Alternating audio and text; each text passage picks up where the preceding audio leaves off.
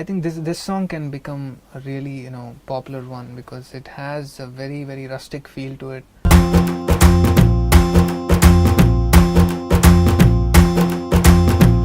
ఎక్కి ఎక్కి ఆడవలేనే ఎడవ మగ పుటక గుండె పెరికినట్టుందే నువ్వే ఎళ్ళినాక ఎల్లిపోకే శ్యామల ఏ అల్లమగే శ్యామల. సిచ్యువేషన్ ఏంటంటే ఇద్దరు హీరోయిన్స్ మధ్యలో నలుగుతూ ఆ కన్ఫ్లిక్ట్ లోంచి ఆ సంఘర్షణ నుంచి ఒక దాదా దగ్గరికి వస్తాను నేను హీరో. సో మమత తాగాలన్నరా అంటాడు, తాగిన తర్వాత పాట పాడరా అంటాడు. ఎల్లిపోకే శ్యామల ఏ అల్లమగే శ్యామల నువ్వు ఎల్లిపోకే అస్సలా ఊపిరాడదుండ లోపల ఎల్లిపోకే శ్యామల. అది We're trying to transform this song into something else in terms of visual. It's going to be hard, raw kind of a thing. Not so glamoured or not so raw, something like that. It's going to be in between. ఈ song definitely youth కి పాట బాగా నచ్చుతుంది అనుకుంటున్నాను. ఈ song రాసింది రామ్ జోగే గారు.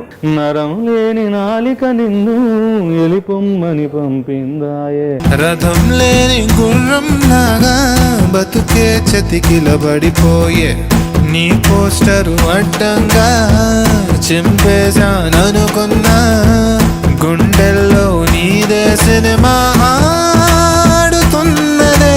Failure song చెప్పొచ్చు, బట్ దాంట్లో కూడా ఒక ఎమోషన్ పెయిన్ ఉంటుంది.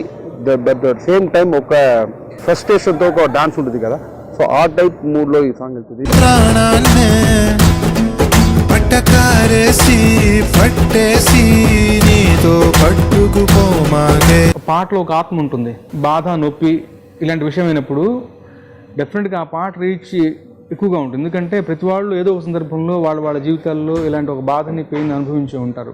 స్విచ్ చేస్తే ఎలిగేదా ఉఫ్ అంటే ఆరేదా ఊపిరిలో మంటల్లే నీ ప్రేమే ఉన్నదే. నేను రాసిన పాట మొత్తం ఒక ఎత్తు, ఆయన అన్న ఒక మాట ఒక ఎత్తు. అంటే that shows the difference gravity of the situation.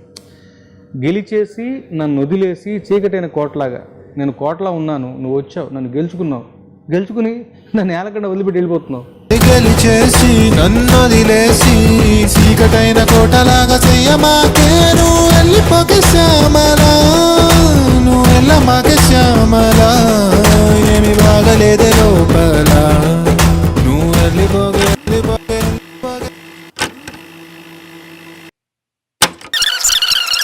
వెళ్ళిపోకే Shyamala అట్ట వెళ్ళమాకే శ్యామల నువ్వు వెళ్ళిపోతే అసలా ఊపిరాడదంట లోపల. Wait. Let me go ask Vikram sir. Working with Vikram sir, I don't know. I have heard about Vikram sir before.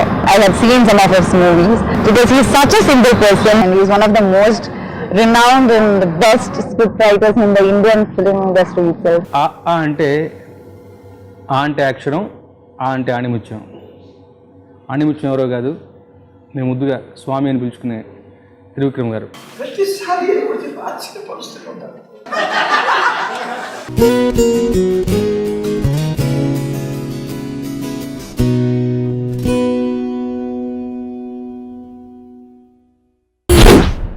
Violence లేకుండా చూడగలిగే లవ్ స్టోరీలు ఎప్పుడు వస్తాయి కదా. నీలో ఈ కోణం కూడా ఉందని నాకు తెలీదు. Adventure time. నిన్ను పెళ్లి చేసుకోవాలి, ఐశ్వర్య తెలివిగా చంపాలి. నాకు తెలిసి ఒక్కడే శత్రువు ఉన్నాడు. నేరం బయటపడే ఛాన్సే లేదు.